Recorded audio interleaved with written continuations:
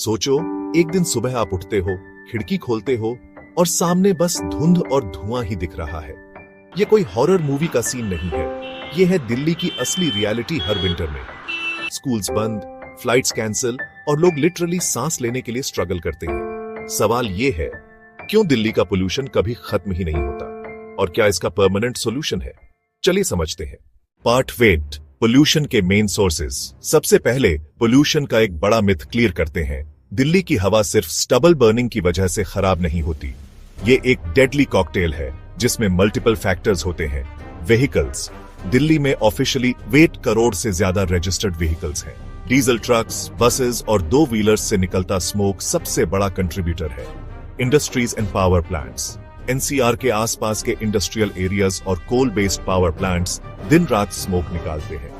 Dust, construction और road dust से छोटे छोटे पार्टिकल्स हवा में चिपक जाते हैं। स्टबल बर्निंग, पंजाब और हरियाणा के फार्मर्स जब खेतों का पराली जलाते हैं तो उसका स्मोक हवा के साथ सीधा दिल्ली आता है।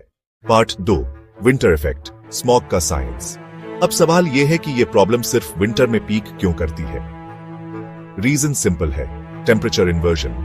विंटर नाइट्स में हवा ठंडी हो जाती है और एक तरह का लिड बना देती है एटमॉस्फेयर में। इसके नीचे जितना भी पोल्यूशन है वो ट्रैप हो जाता है।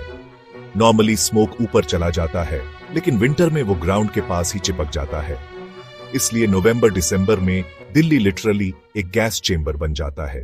Part 3, health impact. इसका इंपैक्ट कितना डेंजरस है? स्टडीज के हिसाब से सिर्फ दिल्ली की एक दिन की हवा ब्रीथ करना 20-25 सिगरेट्स स्मोक करने के बराबर है। ये सिर्फ एक स्टैटिस्टिक नहीं, एक रियलिटी है। बच्चों में एस्मा और लंग इन्फेक्शन कॉमन हो रहा है। एडल्ट्स में सीओपीडी, कैंसर और हार्ट प्रॉब्लम्स बढ़ रहे हैं। WHO के हिसाब से दिल्ली वर्ल्ड के सबसे पोल्यूटेड कैपिटल सिटीज में रैंक करता है और ये हर साल रिपीट होता है। पार्ट 4, क्या सॉल्यूशंस फेल हो रहे हैं? अब आप सोच रहे होंगे, गवर्नमेंट तो हर साल न्यू रूल्स बनाती है, odd even, fire cracker bans, smoke towers, फिर भी रिजल्ट क्यों नहीं मिलता? Odd even rule temporary relief देता है, लेकिन दिल्ली के मैसिव ट्रैफिक प्रॉब्लम को सॉल्व नहीं करता। स्मोक टावर्स एक सिटी लेवल सॉल्यूशन के लिए इररिलेवेंट है, बस PR स्टंट लगता है। स्टबल बर्निंग, फार्मर्स के पास ऑल्टरनेटिव टेक्नोलॉजी जैसे हैप्पी सीडर अफोर्ड करने का ऑप्शन नहीं होता। सब्सिडी और फाइनेंशियल सपोर्ट कम मिलता है, इसलिए वो सिंपल और चीप ऑप्शन चूज करते हैं। जलाना, इंडस्ट्रीज और पावर प्लांट्स, रूल्स हैं लेकिन एनफोर्समेंट वीक है।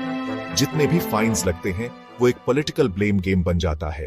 Part 5, bigger picture, political and economic factors. Pollution सिर्फ एक एनवायरमेंटल क्राइसिस नहीं है, ये एक पॉलिटिकल और इकोनॉमिक इश्यू भी है। दिल्ली ब्लेम करता है पंजाब को, पंजाब बोलता है सेंटर सपोर्ट नहीं देता और सेंटर ब्लेम करता है स्टेट गवर्नमेंट्स को। रिजल्ट, ईयर आफ्टर ईयर बस ब्लेम गेम होता है और असली प्रॉब्लम सॉल्व नहीं होती।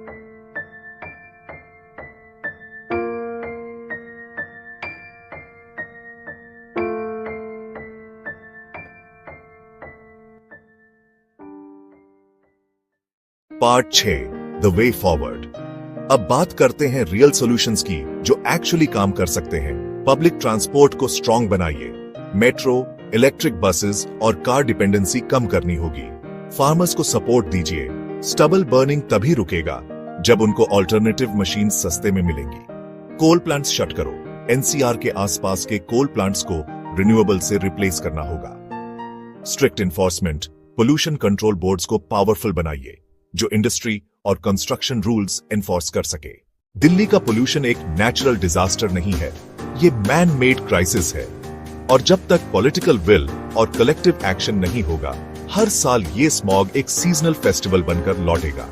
आपको क्या लगता है, ज्यादा फोकस गवर्नमेंट को फार्मर्स को इंसेंटिवाइज करने पे करना चाहिए या इंडस्ट्री और व्हीकल्स को पनिश करने पे?